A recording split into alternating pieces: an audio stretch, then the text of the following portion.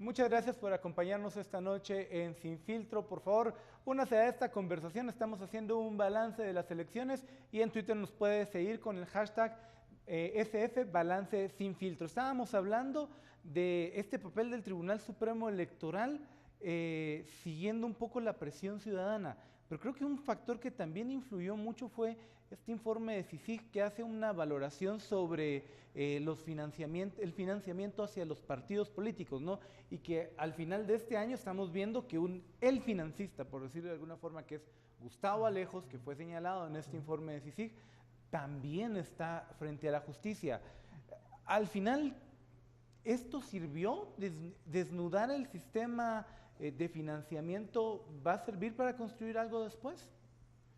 Bueno, yo creo que el informe de financiamiento de CICIG puso sobre el tablero el análisis sobre las debilidades institucionales que tiene el sistema para fiscalizar el financiamiento de los partidos políticos. Y la invitación entonces es hacer una reforma a la ley electoral.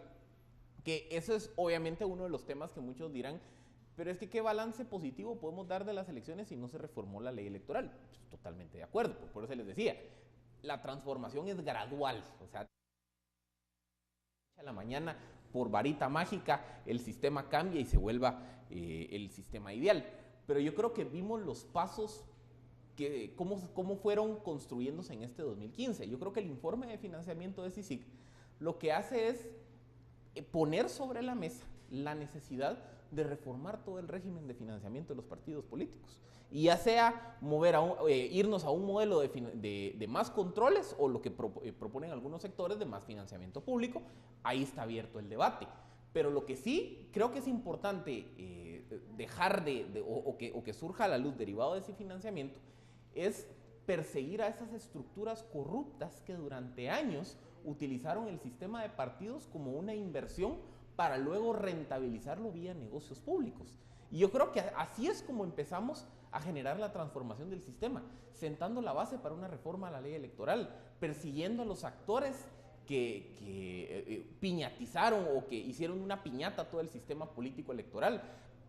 La caída de Gustavo Alejos en esta semana, que había sido como un referente en el mismo informe de financiamiento de ese personaje que captaba fondos para las campañas y que después rentabilizaba su poder político vía tráfico de influencias, pues marca la pauta de que las cosas pueden ir cambiando. Y yo creo que ahí es donde vemos que la visión de la transformación y del balance de las elecciones tiene que verse desde una perspectiva más integral, porque ahí es donde vemos que pequeñas cositas, el informe de financiamiento, esos paradigmas que se fueron rompiendo, si se sostienen en el tiempo, creo que Guatemala puede ir sentando los cimientos para que el sistema vaya cambiando. Creo que si uno puede como sintetizar estas ideas importantes, las elecciones tienen mucho rostro de ser un parteaguas, es decir, de romper una serie de elementos que han sido históricos. Y en materia de financiamiento, bueno, como en otros fenómenos, creo que ha sido como el 2015 en general, el despertar, creo que ese despertar de una pesadilla, que por muy pesadilla, valga la redundancia, por muy oscura, por muy nefasta, al comenzarnos a caer un poquito el agua fría sobre nuestras espaldas, comenzamos a ver poco a poco, o mejor dicho, casi que semana con semana, elementos de esa realidad a la cual los ciudadanos finalmente estábamos como contribuyendo negativamente. En ese sentido, uno de los rasgos fundamentales es comenzar a cuestionar y a dejar de normalizar el financiamiento, porque lo que tuviéramos cada campaña electoral, financiamientos enormemente altos en monto y enormemente oscuros en cuanto a orígenes, no es nuevo, pero finalmente llegó un momento de asquearnos, llegó un momento de que nos diera náusea. Y yo creo que eso fue lo que generó y que le dio resultado, como ya se ha mencionado acá, que alguien que hizo aparentemente un manejo muy limitado de los recursos de la campaña resultara siendo el ganador. Entonces yo creo que ese fenómeno, yo sí creo que es un tema muy profundo que puede ayudar a que las siguientes elecciones ya se regenere el sistema y que los partidos quieran competir con otro tipo de banderas, no necesariamente con la única, que es teniendo una chequera enormemente grande. Pero no es demasiado optimista pensar que estas mismas estructuras que les falló Manuel Valdizón, que no les corrió Alejandro Sinibaldi, que les falló Sandra Torres, también van a ir a ponerse a la orden de Jimmy Morales a cambio de votos en el Congreso, a cambio de movilizaciones, a cambio de soporte en la Asociación Nacional de Municipalidades, y que al final volvamos a ese círculo. Es que sí, vean, ese es como que el riesgo que hay en este tipo de escenarios. La política es como la física, detesta los vacíos. Entonces lo que ha ocurrido es que esas estructuras de corrupción que quedaron huérfanas, entre comillas, por la derrota de Valdizón, de Sinibaldi y de otros personajes, naturalmente se van a tratar de recomponer y se van a tratar de ir a pegar como garrapatas a Jimmy Morales. Ahí es donde creo que, para mí, ese es el mayor reto que tiene Morales en los primeros 3-6 meses de gobierno, que es blindarse para evitar que esas estructuras tradicionales de corrupción se le logren colar. Y no es menuda tarea, honestamente. Pero ahí es donde también viene la segunda fase de todo esto, que es continuar con la depuración judicial.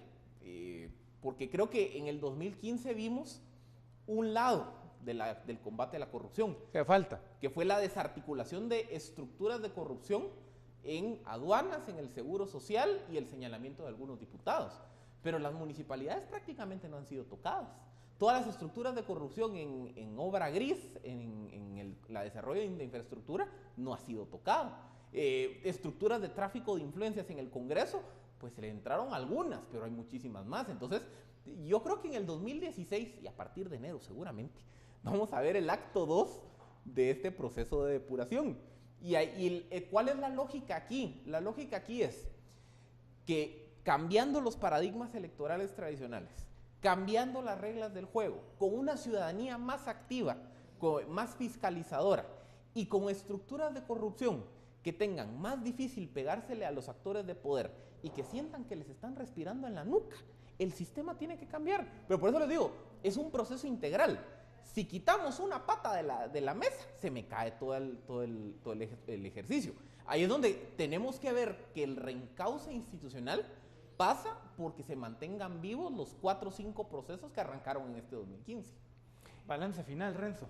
Y complementaría en el asunto que hay que tomar en cuenta y ser muy realista. Si lo que sucedió en este 2015 es importante, se dieron pasos afortunados, pero también los casos, digamos, que fue alrededor de lo cual giró 9 meses del año, los casos solamente son un muestrario y un limitado muestrario de todo el conjunto de estructuras criminales que siguen existiendo y que en este momento que estamos nosotros frente a la televisión siguen operando con total impunidad o con márgenes muy altos de impunidad. Entonces creo que si queremos profundizar esto en el próximo año, dentro de unos días que comienza el 2016, necesitamos estar muy conscientes y no conformarnos solamente con, si es muy válido, muy necesario terminar de profundizar los agujeros que dejaron esos casos, pero tener muy claro, como bien mencionaba Felipe, tocar las estructuras del poder local, el poder, por ejemplo, de los gobernadores departamentales, de los diputados distritales, de los alcaldes y de los consejos municipales.